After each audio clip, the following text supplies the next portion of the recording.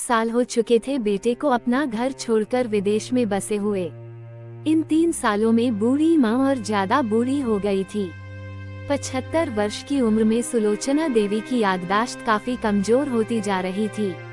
उन्हें रोजमर्रा की चीजें याद न रहती, लेकिन जो उन्हें हमेशा याद रहता वह था उनका बेटा। दिन हो या रात, एक पल भी ऐसा न होता जब उन्हें अपने बेटे की याद न आती। दूसरी तरफ बेटा था जो साल भर में एक आध बार अपने माँ को फोन कर लिया करता और 1-2 मिनट से ज्यादा बातें भी ना किया करता।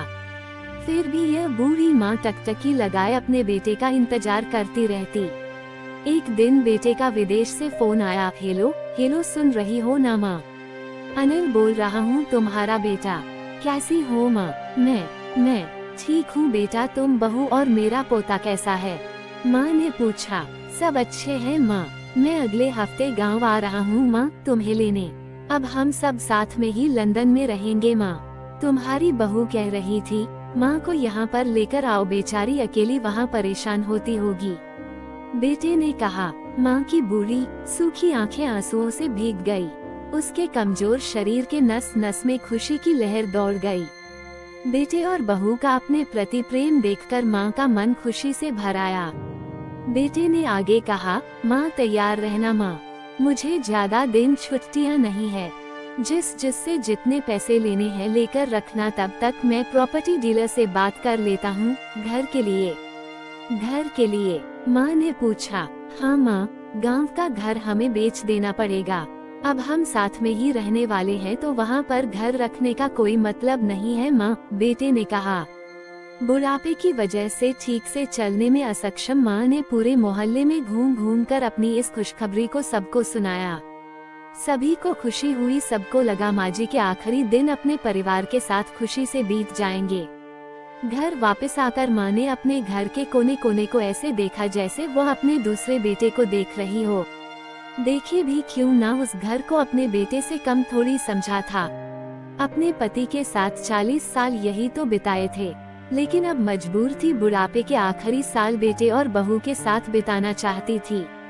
दिल पर पत्थर रखकर घर बेचने के लिए माँ तैयार हो गई।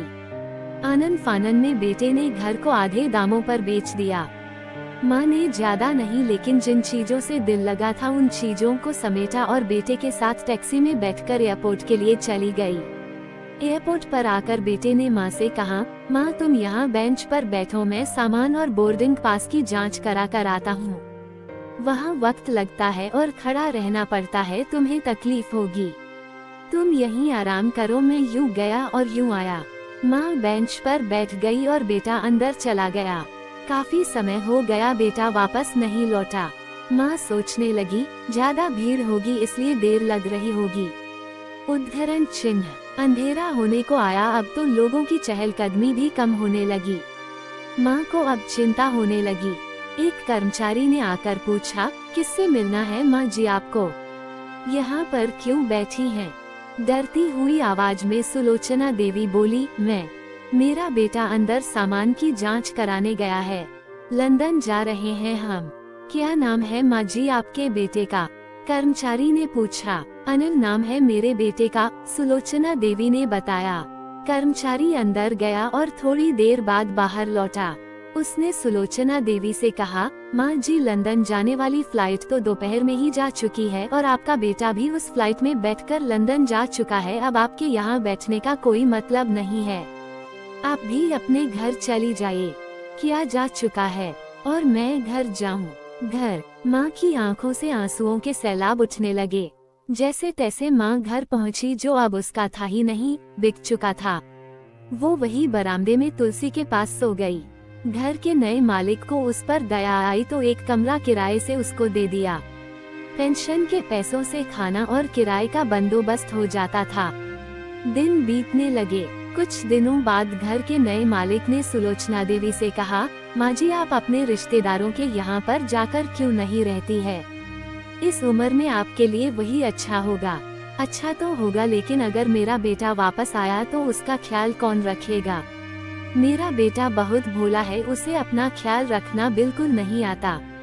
मैं कहीं नहीं जाऊंगी, क्या पता कब उसे मेरी जरूरत पड़ जाए। माँ ने कहा। दोस्तों, सच बता रही हूँ, माँ की ऐसी बातें सुनकर मेरी आंखों में आंसू आ गए।